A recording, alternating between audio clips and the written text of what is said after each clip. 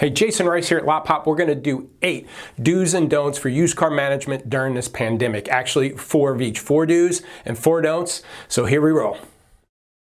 All right, here's our 4th tip and our 2nd don't when it's do's and don'ts for used car management during this pandemic.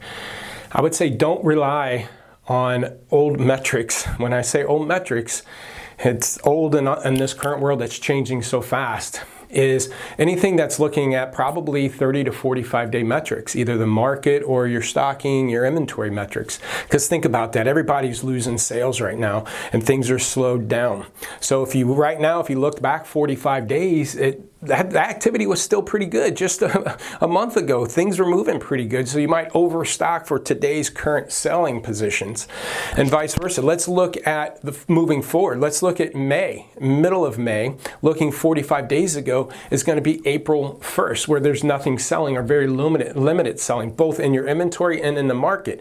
So those metrics that are out there looking at 30, 45 days, whether it be stocking, marketing data, it's going to be very questionable to understand the impact of that. Obviously, it's a good metric you're going to want to stay on top of and take a look at and see how big of a shift it made.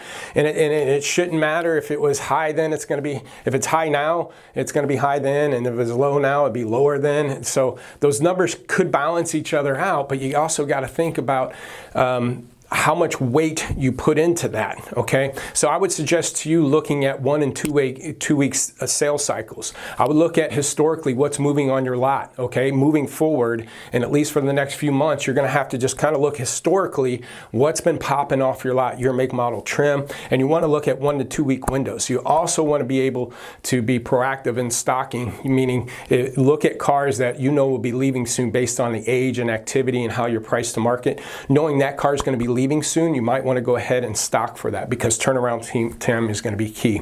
Okay, so you just want to make sure you don't put too much weight in some of these 30, 40 day metrics, because 45 day metrics, because looking back right now, different market.